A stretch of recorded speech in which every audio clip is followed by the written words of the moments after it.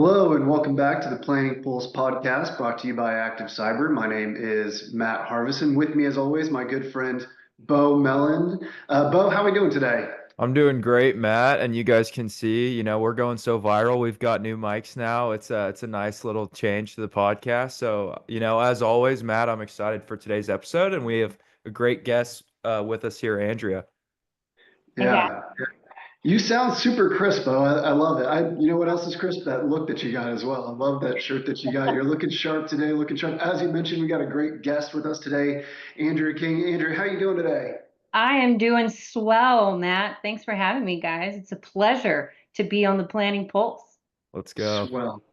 Swell is not one that I use on a day-to-day basis, but I'm glad we got Andrea here, bringing some of that Texas charm to everybody who's going to be listening today. So, yeah, just to give everybody a little bit of background of where we've been, where we're going today. So, in our last episode of a three-part mini-series, we talked a little bit about what is an enterprise performance management tool.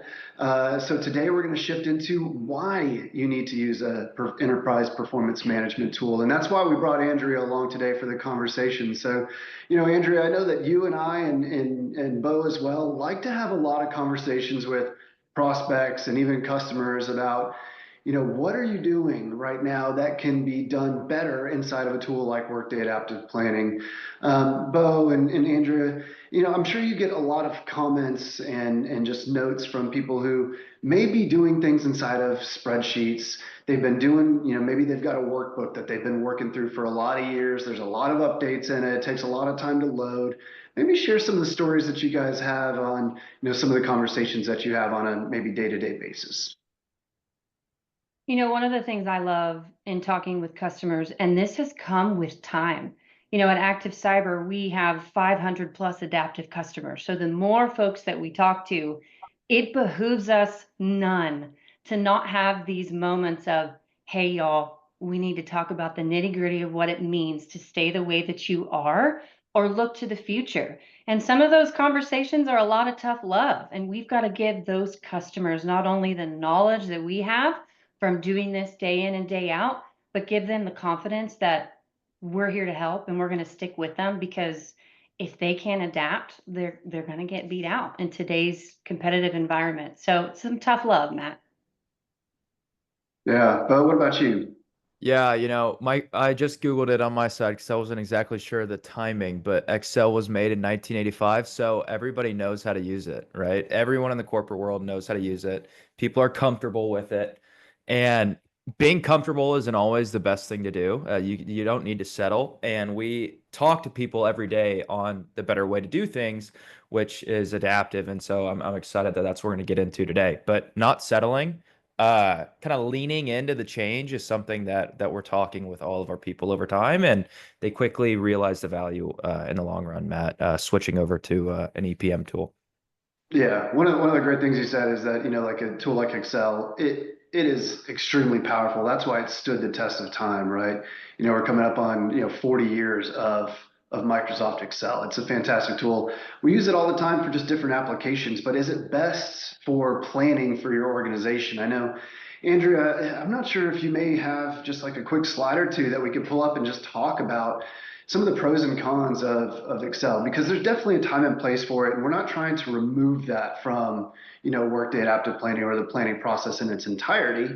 In fact, we'll dig into Office Connect and what that may look like for you all going forward, but just traditional challenges that maybe customers are facing by staying inside of spreadsheets. I don't know if you've got anything. I'm kind of putting you on the spot a little bit. If you've got maybe a slide or two that you wouldn't mind throwing up and just talking through a little bit of the challenges most folks that we talk to are experiencing. You know what, Matt? I have this conversation every day, so I do have some visuals for you.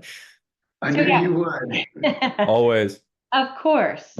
Well, guys, looking at the screen, this is where almost all of my conversations with my customers starts. It's, why are you here? Why are you at the table? It's because you've been doing this process the old way and you're ready to consider what the right way to plan is. And you're either getting drugged to the table to have this conversation, or maybe you're a new transformational leader in your new firm and you're bringing to bar, hey, we have done this process, planning and forecasting this way for so long. Is it time to look at something else?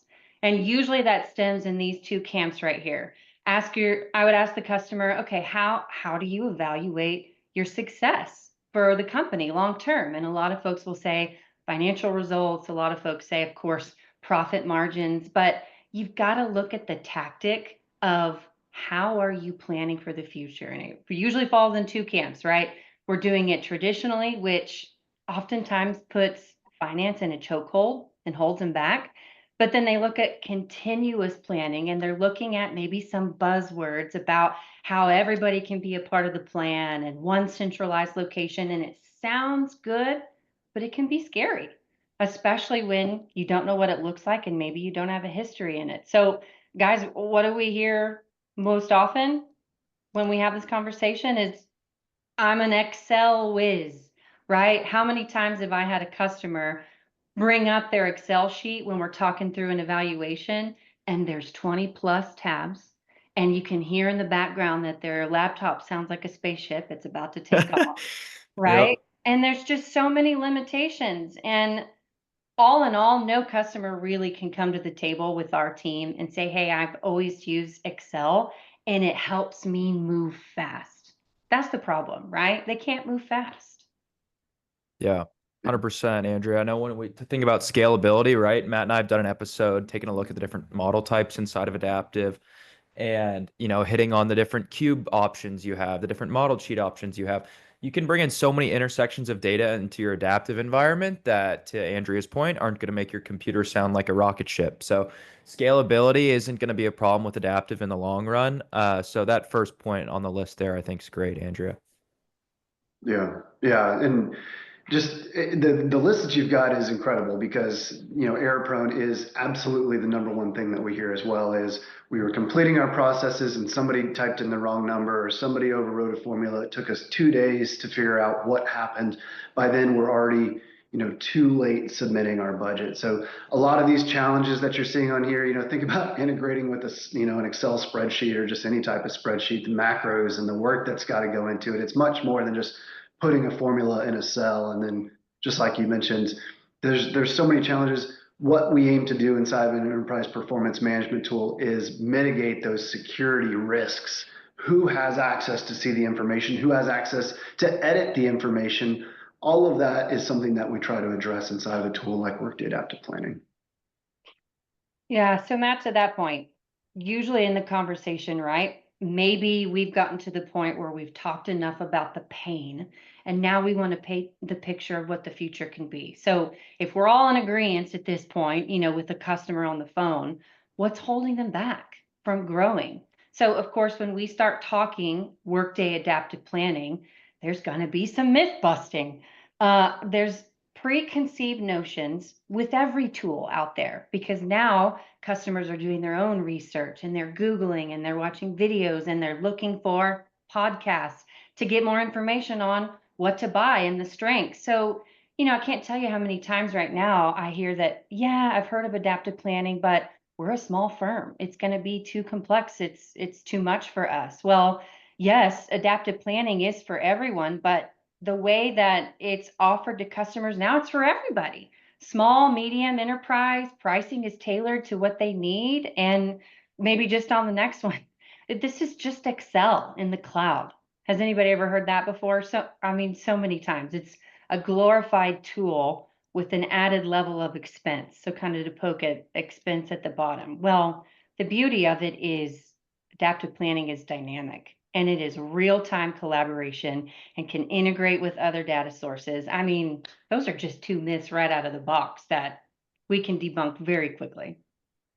Yeah, absolutely. And I know that, about just looking at the list of these myths that we've got that Andrea's, pulled up here for us.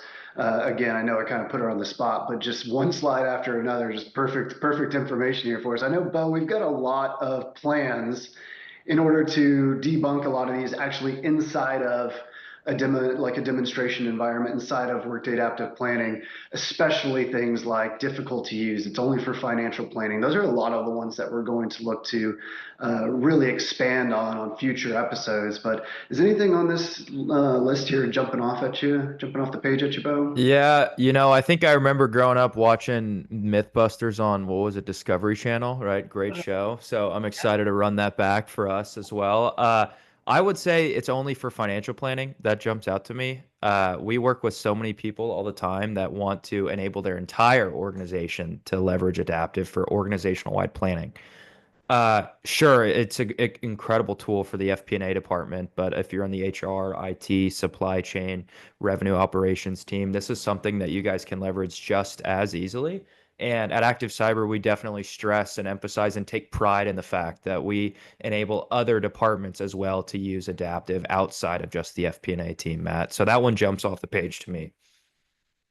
Yeah. Yeah. And, a lot of times whenever we're talking about, Workday Adaptive Planning, especially inside of our podcast series, we really want to show a little bit of the tool, but I think it's really important, kind of like Andrea mentioned, just let's go through the list of what the challenges look like for most of the people that we talk to. Maybe I'll take maybe just a minute more of y'all's time and hop into an instance of adaptive and just show this is what it could look like for you compared to, an Excel environment.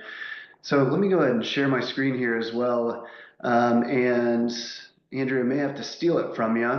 What Got I'd it. like to do again inside of these podcasts is just maybe spend a minute talking about what this could look like. So when you see things like it's really just an Excel spreadsheet inside of the cloud, it's a little bit more than that, right? On the screen, you can see I'm inside of Workday Adaptive Planning. I'm inside of my corporate financial summary perspective. I'm looking at income statement data. I can click and drill into any of this. I can pull in my rich financials. We talked about integration back to our ERP source system to bring in actuals data to be able to forecast future data.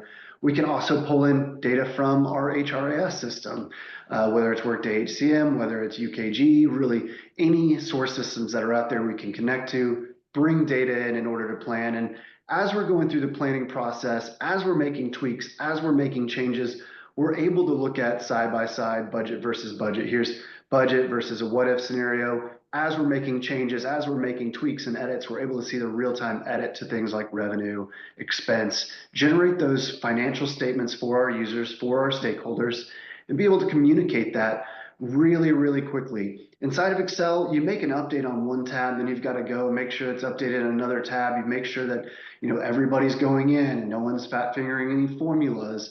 Then at the end of the day, when you send it out, oh, did I send that to the right person? Did I put a password on that? Does the right person have the right password for this version? So there's a lot of security, a lot of compliance risks that come along with operating inside of a spreadsheet that we are easily able to combat inside of adaptive just with native functionality. So I always like an opportunity just to hop into an instance of Workday Adaptive Planning, show you all a little bit more what it looks like.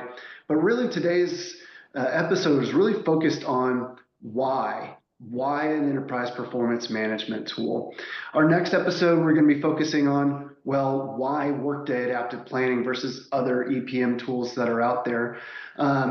This is going to be sort of the second of our three-part mini-series. I know that we just came out of another three-part mini-series. I think it may be something that we do going forward, Beau. I know I kind of like where we start to dive in a little bit and then get deeper and deeper sort of in each one of those topics. And, if you weren't able to go in and watch the first episode of this EPM sort of mini series that we've got, I highly recommend that you go back and watch that just so you can learn a little bit more about what an EPM is.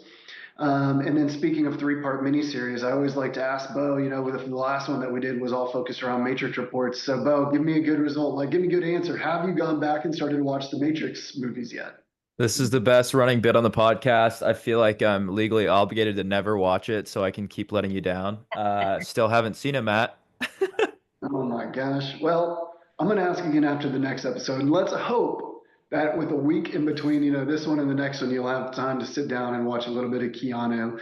Andrea, have you seen the Matrix movies? Yes, Bo, there's a moral obligation to see everything that Keanu Reeves is in, because if you do any research on Keanu, he's a good dude. in the movies and in real life. And his background, he has overcome a lot. Maybe he was planning in Excel when it first came out in 85, and then he's overcome those, but he's a good guy. So I think you got to put the Matrix on your list. And then if you haven't seen Speed, Beau, get on that bus. It's fast and it's exciting. You got to do it.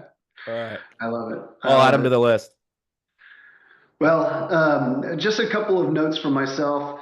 Andrea mentioned that it's scary going from spreadsheets into a tool like Workday Adaptive Planning or other EPM tools that are out there. The path to digital transformation is never an easy one. We at Active Cyber want to guide you down that path and ultimately, make sure that your planning lives are a lot easier. Something that Andrea mentioned is not just for financial planning. It could be for operational planning, workforce planning, as well as sales planning. Andrea may have you back for sales planning in the future as we dive into sales planning when we talk about territory carving and quota assignment, just making sure that sales reps are all given that equitable distribution and equal opportunity. I might pull you in for that one because you got some deep expertise in making sure everything lines up for everybody. But other than that, Beau, Andrea, any thoughts that you have for anybody else listening today? Not on my side. Go ahead, Andrea. Yeah. Well, guys, a quick bit here. Beyond the topic of why adaptive and why trust Active Cyber, beyond the charismatic and charming exterior of Matt and Beau on the Planning Pulse, these guys have lived in an accounting world and they've lived being a consultant prior to their fame today. So when you consider Active Cyber, guys, know that the content they're bringing here is real, it's fun, it's fresh, but they're also trusted advisors because they've lived a lot of this. So Planning Pulse, make sure you subscribe, guys. It's important. Love that. Love it. Beau? Andrea just wrapped it up well. I appreciate Andrea gassing us up. Andrea has been working with the Adaptive product for so long as well. So you're also in great hands whenever you get to talk to her. So thanks for coming on, Andrea, and we'll have you back. Yeah, absolutely. We'll have you back, especially when it gets into sales planning time.